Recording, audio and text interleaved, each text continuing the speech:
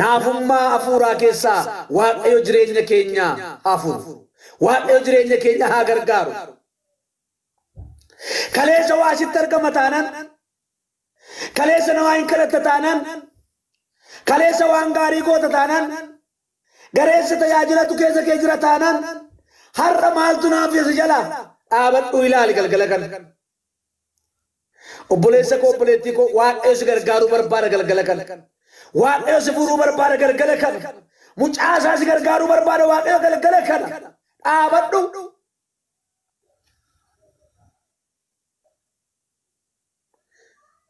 Lammaffaan maa eessaa kaana yookaan maalirraa kaana, eessa keessaa kaana?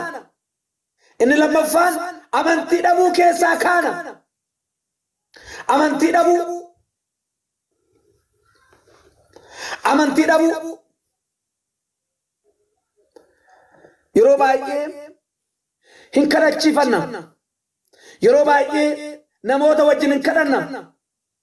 Gooftaa Yesuus Kiristoos namoonni 10 akka fayyaniif ergii gara lagaatti isaan ergee booddee galata fidee kan dhufe garuu nama tokko salgassaanii hin fayyan achumarraan galan. Obboleettiin keenya hojjettuu wangeelaa Ayyeen ganama tajaajilaa turte, namoota baay'eef kadhachaa turte. Karaarra waanan ture ba'aa seenaan dhaggeeffachaa ture. Haala mijataa keessa waan turre namni baay'ee fayyaa ture. Nama meeqatu galata deebisee akka dhufu kanaa eegna. Obboleessi keenya gaarii nama baay'eef kadhachaa ture yeroo darbe madiitu galata fidee dhufe kunoo hin kadhatamaa fayyuu isaanii kan hin amanne baay'eedha. Amantii dhabuu keessaa ka'e amani Waaqayyoon. Namni baay'een amantii dhabuurraa kan ka'e ciisee jira. Hin dhaggeeffata malee hin dhaga'u. Barsiifata ta'e ergaan itti dubbatamuun gaafa gara gastii kanatti dhufu yookaan gara gajjallaa kanatti gaafa dhufu namni ergaa barbaacha dhufa maal jedhe Waaqayyo? Eeyyee jedheera Waaqayyo amantee taati. Hin ceeta siin jedhe Waaqayyo ce'uu kee amantee taati. Hin fayyita siin jedhe Waaqayyo fayyuu kee amantee taati. Amantii dhabuu keessaa akka ati namanneef uffata qorraa daddabalee maaltu si raffise? Raftee maaf achitti hafte? Maaltu sirra tuulame?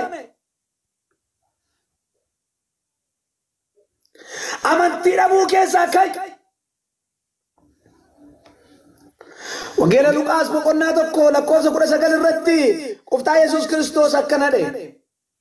Yesuus yommus namichaan ka'ii dhaqiitii amantiin kee si fayyiseeraa ittiin jedhe.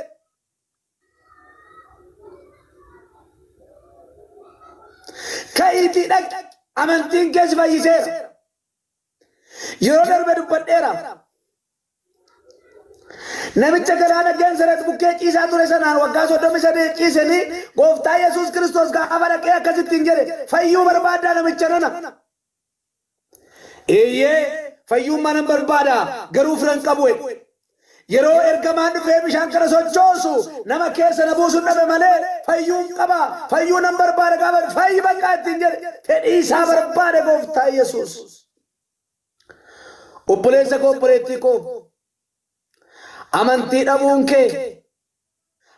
dhabuun koo lafatti turree achi nu butuu dadhabe. Ganama sii kadhatamaa ture, galgala sii kadhatamaa ture, guyyaa kana sii kadhatamaa ture. Ammas kadhachuuf jenna. Amantiin qabdu yoo ta'e fayyuun dandeessu rakkatta. Amantii dhabuu keessaa ka'e. Foormii guuttee waldaa jiraachuu miti amantii qabaachuun. Miseensa waldaa ta'uu miti amantii qabaachuun. Luba ta'uu miti amantii qabaachuun.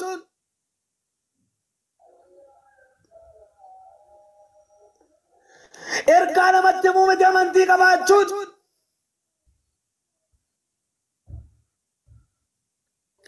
Ilaa galgala kana sittan hima. Maaltu akkaata amantii hin qabaanne si godhe maaltu si raffise? Ka'e achi keessa. Eebba kee qabeera amantii dhabuun kee. Guddina kee qabeera amantii dhabuun kee. Akka ati hin ceene godheera amantii dhabuun kee. Ikoonomiin kee akka fooyyamne godheera amantii dhabuun kee.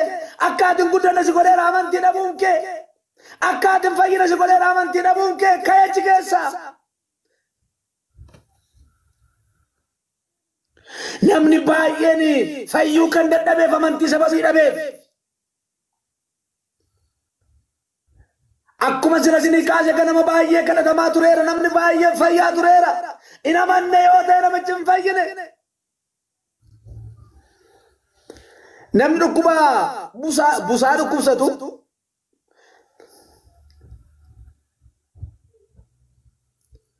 namni dhukkuba busaa dhukkubsatu gaafuma lafti qorruu jalqabee gaafa lafti duumessaa'uu jalqabe hoo busaan konatti ka'uufi hoo baan konatti ka'uufi akka waan ol kaawwatee namni gaafa nyaata xiqqoo ishee rakkoo qabu nyaachuu wayinee taa'ee booddee natti ka'uufi jaarjaan dhukkubuufi akka waan baankii kaawwatee dhaqee hiitee miira fudhatu akka waan waajjira qusannaa wayii keessa kaa'u akka waan dhaabbata qusannaa wayii keessa kaawwate wayii.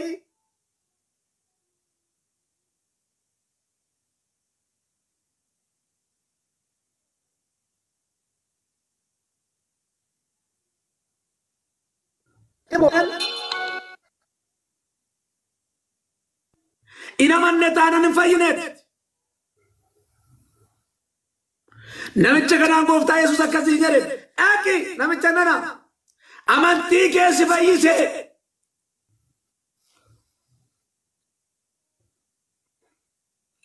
Maarkos boqonnaa 9:22 irratti dubartii amantiidhaan gooftaatti dhiyaatte sana ilaalame. Yesuus immoo garagalee ishee ilaa argeedha. Jabaadhuun talakoodheen haalleluuyaa. Jabaadhuun talakoo amantiin keessi fayyiseera. Dubartittiin suma sana fayyitee waan maal gooteef waan amanteef waan ajabarbarteef miti. Waan ajabarbarteef miti. Waan jaarsummaa itti ergatteef miti. Waan riifeerii fudhattee deemteef miti. Waan amanteef jecha bareedaa dubbate gooftaa Yesuus iddoo kanatti jabaadhuun talakoo. Jabaadhuun talakoo amantiin keessi irraa gad hin bu'in. Amantiin keessi hin laafin. Amantiin keessi fayyiseeraa ittiin jedhe. Waan Waaqayyo sitti dubbatu hin amantaa. Lafatti Waaqayyotti na sigaa jedhe sana hin amantaa. Lafa Waaqayyo siif akeeke sana hin amantaa.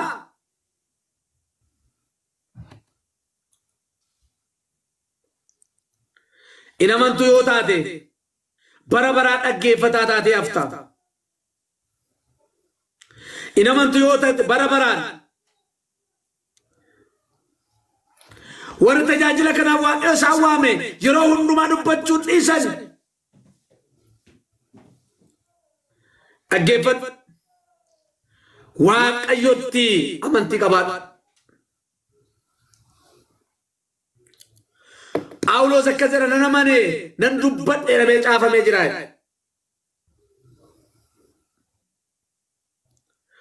Waan amantiidhaan sii godhamu dhaggeeffadhu. Waan amantiidhaan sii kadhatamu dhaggeeffadhu. Sagalee Waaqayyo gaafa sitti dhufu sagalee Waaqayyo gaafa dhageessu ergaan gaafa sii dhufu waan tokko sin gorsu ergaan isaa abaarsa qabaatin malee abbaan barbaade aduu eebba taanaan waan jireenya kee furu taanaan amani fudhadhu. Warra amananiif wanti hundumtuu hin danda'amu. Warra amananiif wanti hundumtuu salphata.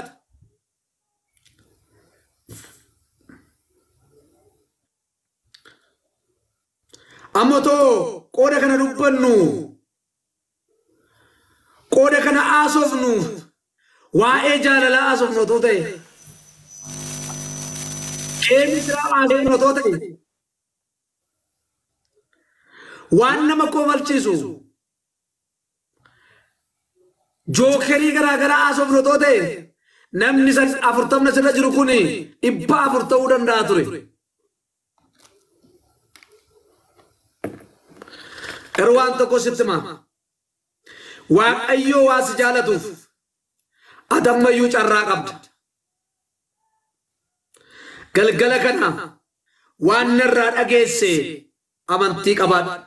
Isa amantii si dhoowwe keessaa garuu kaayisiin jechaa jira sagalee Waaqayyo.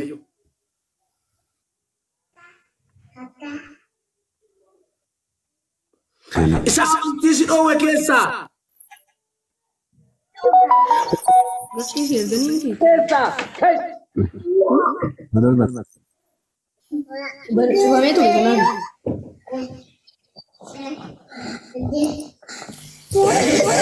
Bagai kisah badira lupa. Abba babui kisah bui debi se. Baik berapa? Abba ba yani te kesa baditi to ki ketam badini.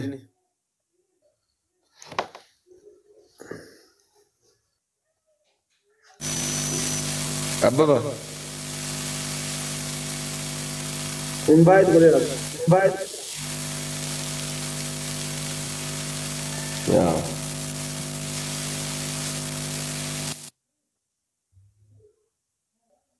Ngol faande. Galanni Waaqayyo haa ta'u. Waan tokkoon sitti magaa. Gaafa Waaqayyo nama sii kennan sii kadhatamu akka madii siraatti amani. Waaqayyo oolchuu akka danda'u amani. Waaqayyo fayyaa namaa kennuu akka danda'u amani. Inamantu taanaan sittani magalgala kana waan amantii kee irratti birdi libsii tuule keessaa ka'i. Amantii dhabuu keessaa ka'i. Bara baraan hin kadhachiifatin. Gaaf tokko gaafa sii kadhatame amani.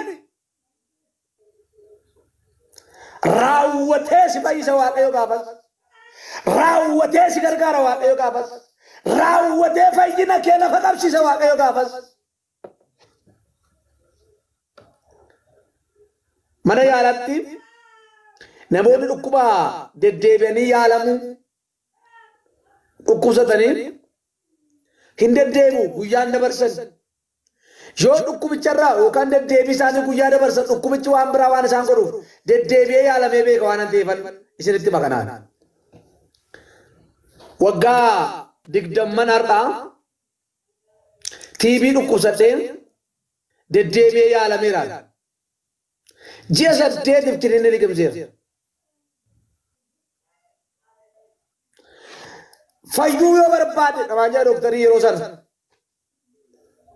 umuriin ijoollummaa jira waan ta'eef fayyuu yoo barbaade ganama akka hirribaa kaate garaa kee duwwaan kiniinni tokko liqimsi naan jedhe. Fayyuu sababiin barbaaduuf kiniinni sana yeroon fooxaa fuula koorraa fuuldura kootti fannifameera buusee liqimseen gara biraatti sokka.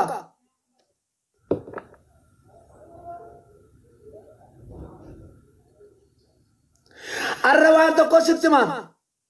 Mana Waaqayyoo keessatti deddeebitee yeroo hundumaa akka nama dhukkuba TB dhukkubsatee ji'a ji'aan guyyaadhaan ganama kiniinii liqimsu guyyaa hundumaa ati maamila dhukkubaan ta'in Waaqayyo gaafa sitti dubbatu aman. Waaqayyo gaafa sitti dubbatu jireenya kee Gooftaa irratti gadhiisi. Amantii dhabuu keessaa ka'i.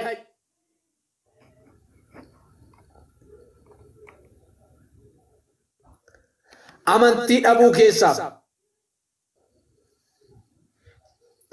Amantii yoo dhabde fayyuu hin dandeessu. Sababii isaa kanaafidha. Gooftaa Yesuus Kiristoos intala koo ittiin jedhe. Garagalee ishii ilaaleedha. Intala koo jabaadhu. Jabaadhu. Amantiin kee si fayyiseera. Dubartittiin si'uma sana fayyiteera. Si'uma Gooftaa Yesuus itti dubbata sana si'uma sana fayyite.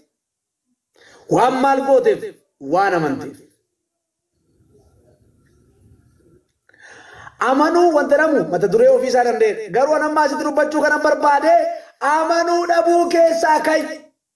namicha waggaa 40 mana qulqullummaa fuuldura taa'e Phexros gaafa dubbate waan sii kenninu daabboo birrii nurkan jiru waan qabnu sin dhoowwannu sitti waakkannu maqaa Yesuus ilma Naazreetiin garuu ka'iitii deddeebi'e bara baraan deebi'e achitti hin deebine namichi utaalee hidhaasaa hiikkatee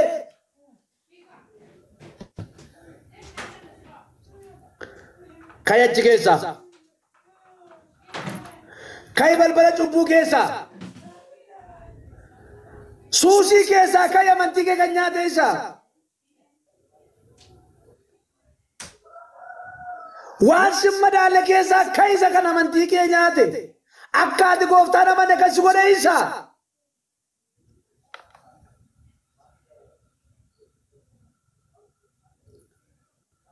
galgala kana waaqayyoo amantii kee guutuu siif haa godhu akka ati kaatu nan amana maaliif sagalee dubbachaa jiru kanatu gaazexaa miti sagalee kanatu sagalee waaqayyooti faarfannaa 107 sagalee isaa ergee isaan fayyiseera ilaa waaqayyo sagalee isaa sii ergeera maal siin jedhere ka'i amantii dhabuu keessa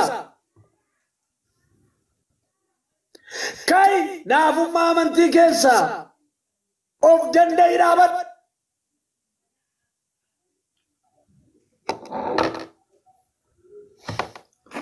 ka'i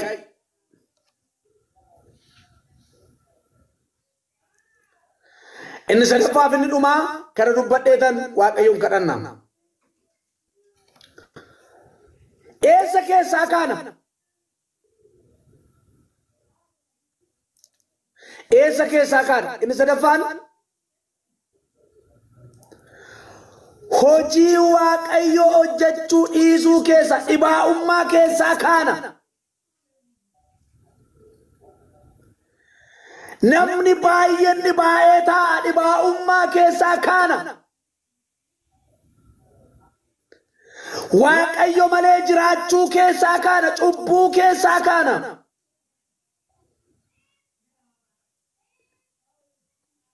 galgala kana sitti maa biyya lafaaf qacaramee kan hojjetu iyyuu halkanii guyyaa hojjeta waaqayyoof hojjechuu dhabuu keessa kai waaqayyoof hojjechuudhaaf kai